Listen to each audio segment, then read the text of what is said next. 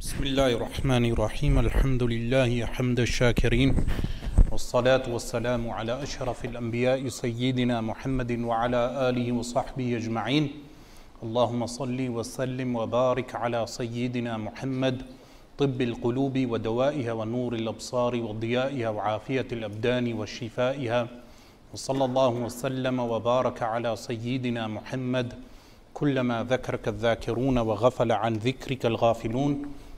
Today's subject on modernity, atheism and artificial intelligence. With regard to modernity, I would say modernity is a natural evolution of humans having the mind to tool make. So from primitive tool making, we've had an extension of primitive tool making to atomic energy. This natural process has led man, instead of utilizing technology as a servant for humanity, instead worshipping technology itself. And the result of that is also the super states that we have today. So the world system of governance today is also an evolution from primitive agricultural societies that have developed into industrial societies. So in our Western Europe, we've had, for instance, manorial setups, peasants working on the fields, but then those landlords became extremely rich. And then the navigations across the sea, across the Atlantic, into different lands, and the pillaging of those lands led to what? Led to resources, different natural minerals which were taken. But additionally, when people become rich, they become indulgent. So, for instance, when the first wave of immigrants arrived to the UK from our forefathers, you would realize that they were not as indulgent in luxuries. But as soon as we, the second, third, and fourth generation, have some form of prosperity, in comparison, we become indulgent. Becoming indulgent means you have certain needs and you need to fulfill those needs. How do you go about fulfilling those needs? Through trade. So people increase their trade when they become rich. So the natural cycle or the evolution was what? From agricultural societies to trading societies. And then you had certain traders attempting to limit trading, because when you have competition in trade, you need to control the markets, otherwise other people take a piece of the cake, other people are making money. So the traders, what they did is they attempted to limit trade. So this is the growth of what we know today as capitalism. Now, Karl Marx was against capitalism and wrote in Britain against capitalism.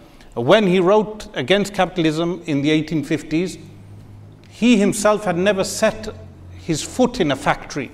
But the time he lived in was the time of industrial capitalism. And this was exploitation of even the white people who were the majority of the people in this country at the time, because many times we point out with regard to slavery and how Africans were enslaved and how indigenous peoples of various regions, including North America, they were killed and their lands were pillaged. But the white working class of this country were also people who were victims of industrial capitalism. For instance, the matchstick girls in London, they would make matches from sulfur to the point that their mouths would, the sulfur would affect their mouths to the point that their skin would begin to dissolve and they would look deformed. The working classes of this country were not given social benefits up until the 1940 war, the Second World War. They had post-World War II, or the Great European War. They refer to it as the World War, but in fact it was the Great European War in which they dragged in everyone else. But post-World War II, social benefits were given to the masses. Why? In order that they do not carry out any insurrection. How does this make any sense? Today, for instance, there is a war in Ukraine and everyone here has a high gas bill. Everyone here has a high electric bill. Yet there is no mass revolution. Why is there no mass revolution? because Rishi Sunak's government will give in different benefits for the people who are suffering. Of course, this is only a fraction of what the capitalists are actually attaining from the wealth of humanity, from the natural resources. So this progression of what we know of civilization and technology is what we refer to as modernity. And it led to many good things also, like for instance, hospitals. Today we have antiseptics, antiviral medicines. These are the benefits of modernity. But the harms of modernity were some of those harms which I have mentioned, which were the worship of technology. For instance, the nuclear weapons that people worship today. To the point that many Muslims are brainwashed into thinking that Pakistan attaining nuclear weapons, even though it was with the help of the CIA and the Pentagon, which helped both Pakistan and India to attain nuclear warheads. But many Muslims thought this was a good thing. But what would be the fatwa with regard to nuclear weapons? And this is where we enter with regard to the clash of modernity with Islam. That some people perceive a clash of Islam and modernity. For instance, in Egypt or Pakistan, both countries having some similarities in terms of high populations. The Egypt arguably has the only Arab army that can potentially fight, as was demonstrated by Gamal Abdul Nasser, and Pakistan has an army which can potentially fight. But both armies, of course, in the hands of the capitalists. But these countries have a secular elite. A secular elite. Why do they have a secular elite? Of course, many of them are educated in the West. Many of them are Oxford graduates, Cambridge graduates, Harvard graduates, and they bring the same mindset back to their native countries. The development of technology entered these type of countries without the natural process that was needed to have that technology in the first place. For instance, you go to Dubai today, you observe all these tall constructions that they build, which is a fulfillment of Ashratu Sa'a, an tara al-hufata, al-urata, ri'a al-sha'i yatatawaluna fil bunyan, that the Bedouins will be competing in constructing tall buildings. Do they have the technology to construct those buildings, or are those technologies taken from the Western world, and then even the architects are from the Western world? That would mean there is no real development in Dubai. Dubai, in fact, is underdeveloped. It's a facade. How is it underdeveloped? The tallest building in the world today does not even have a sewage system. Every day, hundreds of Bengalis and Indians and Pakistanis arrive who are slaves of the system, and they take the excrement in trucks away from the tallest building in the world. A real Bedouin constructed that building, that you construct a building and you do not even have a sewage system for that building. It's like having someone from our region of Mirpur, a man who works in the field, and you have him construct a tall building. And people believe, young people, when they go to holiday to Dubai, they think they are going to an advanced country. In reality, the development is within the technologies and the architects who carried out the construction. Even though they carried out a faulty construction, it was the task of the Bedouin to point it out that the building needs a sewage system. But those architects and those construction materials that were utilized in the machinery is the progress of modernity. So real modernity is tool making. But how does modernity clash with Islam? That in Islam we do not worship the tool. We do not worship the technology. And in Islam we have an ethical and moral guideline, a blueprint, which is from Al-Quran Al-Kareem and the Sunnah of the Messenger of Allah sallallahu alaihi wasallam, to guide people through modernity. So what would be the correct fatwa with regard to nuclear weapons, for instance? Before delving into that, there is a secular elite which I have mentioned that believe that Islam clashes with modernity in the sense that Islam leads to underdevelopment and is totally authoritarian. But in reality, and that led to the reformist movement in Egypt, led by Muhammad Abdu and others, but also in the Indian subcontinent, it was led by Sir Sayyid. These reformist movements they assaulted al-madhahib al-arba'a, the four schools of thought. Today, many of the problems we face is because people have they have abandoned the four schools, al-madhahib al-arba'a. But these four schools of thought, how developed were they? Over a period of 1300 years, you had the greatest minds applying themselves on every modern issue of their time. So from the time of, I will use as a sample the school of Al-Imam Muhammad bin Idris al-Shafi'i rahimahullah ta'ala, who passed away in the year 204 Hijri, born in the year 150 Hijri.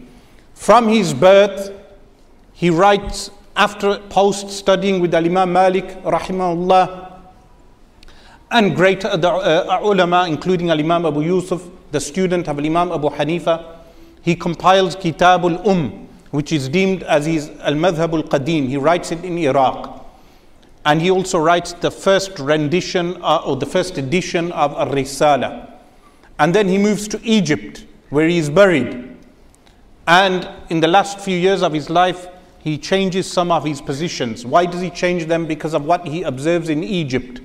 The fatwa changes according to the circumstances. This demonstrates that fiqh is not outdated, because you can move from place to place, time can go on, and the fiqh will adapt itself accordingly. Or a better wording is, adapt the times to the fiqh. So then Al-Imam Muhammad bin Idris, he writes Kitab al-Umm. Now in Kitab al-Umm, he does tafri'. What is tafri'? He writes all the subsidiary rulings from his ijtihad. He was one of the greatest minds ever. Which today the people who call for ijtihad, they cannot do that tafri' like the way Al-Imam al-Shafi'i did in the Kitab al-Umm.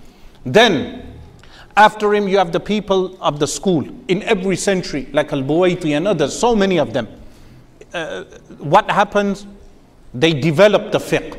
What does development mean? That they look at every given issue in every age, to the point that you have great minds like Al-Imam Yahya bin Sharaf al-Nawawi rahimahullah ta'ala writing Al-Majmu' Sharh al-Muhadhab, a huge encyclopedia, so huge that it will take a person years to read, but he writes it and passes away around the age of 42. Not only that book, he writes dozens of books. And today we have people who claim that they can carry out ijtihad and they undermine the four schools. This development of the fiqh was so advanced that modern issues can be extracted from old books. Like what? For instance, and I said I will use the Shafi'i school as a prototype. They give a fatwa in the Shafi'i school, and you could do this with every school. They mention Al-Imam al-Ramli rahimahullah, who is the fatwa in the Shafi'i school is taken from him, father and son. He mentions that if a wali is flying over Arafat, the land of Arafat, is his waquf in Arafat, he's standing in Arafat, valid or not? And he gives the fatwa, it's not valid. Now imagine reading this fatwa, irrelevant to the fact with regard to a wali flying. What will you extract? Today you have Saudi princes. What do? I went to Al-Haram al-Sharif in Makkah al-Mukarramah, may Allah preserve it, and I saw a helicopter around Al-Ka'bah al-Musharrafa flying around. And I thought to myself, why is there a helicopter above Al-Masjid al-Haram? The locals informed me that's a prince doing his umrah. He's doing a tawaf. So you extract, you look at the old book, these books that they say, these outdated books, you look at the book and you extract the mas'ala, that is the standing in the wuquf in Arafat valid or not from an old fiqh book. Never undermine the four schools. Similarly, they have a discussion. They say in the Shafi'i school, it would be wonderful if a person just presented from all the schools. But this is just why I presented Shafi'i, because we have a Malikiya, we have a Hanafi here. I wanted to give a third school. We will definitely have Shafi'is in the audience. But a woman, it states, a woman, her fetus comes out of her stomach, or it mentions the beginning stage, the mudgha of the fetus, in the beginning stages, the embryo comes out. Another woman takes the embryo, she places it in herself, and the embryo grows in a womb. What's the legal ruling? Does the child belong to the first woman or to the second woman? This is in a so-called outdated fiqh book. They give the fatwa, they say the child is from the first woman. What will you extract from that? Today people ask regarding, what do they ask? Surrogate mothers. What is the ruling? So you know the ruling now from an old Shafi'i book. Like this you can extract from all four schools. The point being that Islam has answers to all modernity. And all technology that we have, and this development of technology, we have the fatwa and the correct fatwas, and the fatwa to nuclear weapons is that it is impermissible. And I'm sorry to the Pakistani nationalists. Why? Because if you place a bomb in India, if India bombed Pakistan, which inshallah will never happen, but if they did, the nuclear after effects will enter into where? Into India. It harms India to bomb Pakistan. In no way can you say it's a deterrent. It does not deter anything. Similarly, the Pakistani army, if they ever take action on Kashmir, apart from the speech that they do, that if they decided to attack India with a nuclear weapon, which would be disastrous and stupidity, the after effects would enter Pakistan. This is why many nationalists today have lost their hope because of what is happening in Pakistan. But if I had said this many years ago, people would be against me. But currently, the blinkers on people's eyes are open today. That this nation-state model that we have is a development of a post-industrial age. The development after the kingdoms we had in Europe, the development was nation-state. The nation-state model does not apply to the Muslim world. The only thing that can function, the only organism that can function in the Muslim world is the Khilafah. The return of the Khilafah and the re-establishment of the Khilafah, which is also a natural development which will occur amongst the Muslims when they have an intellectual intifada, when their minds wake up. So that is with regard to modernity. As for atheism, which is one of the results of engrossing ourselves in materialism to the point that people believe that material gain is the sole purpose of our lives, then let me tell you that in our inner city areas here in Birmingham, which was formerly an industrial city, many of us, our forefathers came here with the mindset of as economic migrants. So when they came here in the early 1930s, some of them, they came here as economic migrants. That mindset shifted and trickled down to many of us. And therefore, we have a materialistic outlook on life. And what happens when you have a materialistic outlook on life? It can develop into a gross problem, a spiritual problem. Some people, they start believing that the material realm is the only realm which is real, and therefore they deny Allah subhanahu wa ta'ala and anything which is spiritual. They deny the metaphysics, that which is beyond the physical reality. That is because the hearts have become what? Hardened with being engrossed in the material world. That is one of the effects. So a person who believes he has a smartphone, which is for people who are not so smart, but when he has this smartphone, he believes that he has the world in his hand. He has the world in his hand, and therefore he does not need anything spiritual. It only takes one disaster in the life of that individual to realize that he needs Allah subhanahu wa ta'ala. When he does not have this smartphone, when he has no health, when his health is taken away from him. So being engrossed in the material world leads to a materialistic, atheistic mindset. This is why many intellectual arguments can be presented in books. But when you engage with many people who have left Islam or who have become atheists or who are atheists, you will realize it's not the intellectual arguments that will be convincing. Many of them are engrossed in a materialistic lifestyle. That is the ones who have left Islam. As for those who remain in Islam, they become involved in drug dealing. Because what is drug dealing? Today, in our inner city areas, this problem that we have, what do youth want? They want quick money. Because they want quick money, they go and invest in the biggest scam of the recent age, which is what? Cryptocurrency. They go and invest in cryptocurrency because every other Pakistani wants quick money, and other races as well. And what do? They invest in cryptocurrency and they expect gain. And every other guy you ask about cryptocurrency will tell you, I've benefited from cryptocurrency, but you will never see that benefit because they cannot admit the fact they lost £60,000 or £30,000. And many of you are smiling because you know that is true. There are people who 7 years ago told me that I was wrong to criticize cryptocurrency. But cryptocurrency is the natural evolution of the monetary system also. Meaning going to what? Digital currency is the evolution from what we had, the paper money, the fiat money that we have, from that to the polymer money now that we have, soon to be printed with King Charles III on, and every Charles has been problematic for England.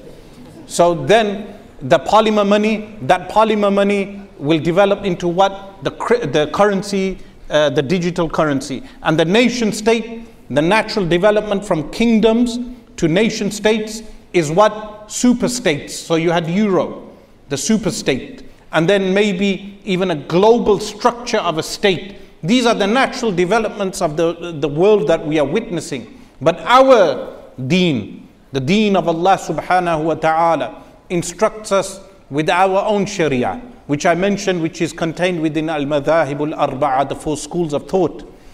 And what our system of governance, not system, our organism of governance is what? Is the khilafah, is the return of the khilafah, which is a subject for another time. With regard to artificial intelligence, artificial intelligence eventually will make many people stupid. Why do I say this? Because Plato mentions in, and I'm quoting Plato, this is for the Salafis, not because we follow Plato just out of citation interest. We follow the hadith and the sunnah. But Plato, he mentions in one of his works that a man, the inventions were mentioned to him, and someone mentioned writing. And in the writing, with regard to writing, the invention of writing, he said, if you write, people will memorize more and they will become more wise. And then the character, the counter character, he states in the play, he states that this is incorrect. People will not memorize because they will rely on books and they will not have real wisdom. What do I mean by not having real wisdom? A person can read all the aqwal, the statements of Al-Imam Abu Hamid Al-Ghazali. He can have Ihya Ulumuddin and read it all, but he has no suhbah, no companionship of elders, because the hadith states, as narrated in the Sahih of Ibn Hibban, Al-barakatu ma'a akabirikum, the barakah, the blessings is with your elders. A person reads all of this, but it is not wisdom. He can give citations. So this was one of the flaws which was mentioned by a critic with regard to writing, which is a good thing. But every technology has its bad side. And with AI, one of the bad sides that I can sum up today is that it will make people stupid. And where do you realize this more? In my favorite science, which is ilmun nahaw. When teaching nahaw, grammar, what happens? You teach people basic laws of grammar, they memorize, they utilize their minds, and what happens? They develop their faculty of applying the science that they are learning.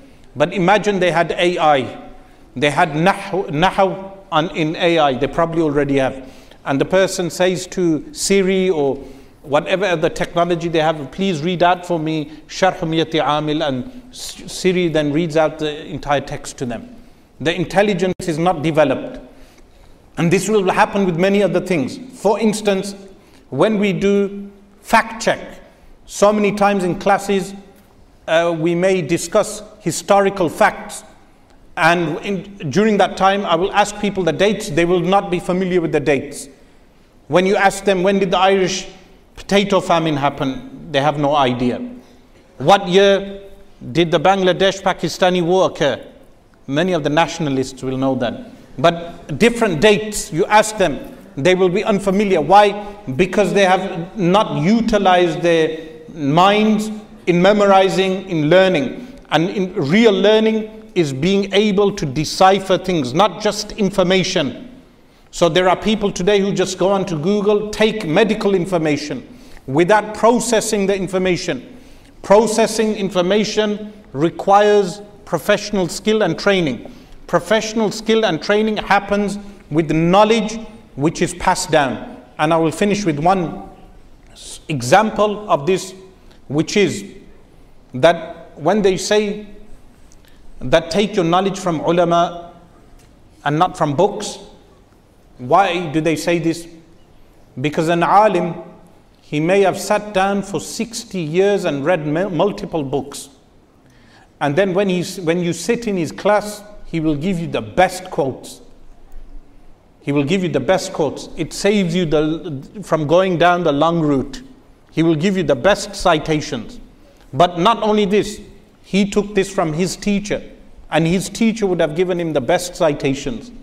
And this is a chain going back to Rasulullah sallallahu alaihi wasallam. And of course there are spiritual benefits, like the air that you breathe with your shaykh of learning is the air that he breathed with his shaykh, and it goes back to Rasulullah sallallahu alaihi wasallam. So the response to modernity is found in al-madhahib al-arba'a, in the four schools, in the four Sunni schools. That the four Sunni schools are developed enough to counter modernity, or to develop modernity. We ask Allah subhanahu wa ta'ala to enable us to understand what has been said. أقول قولي هذا واستغفر الله لي ولكم وأتوب إليه.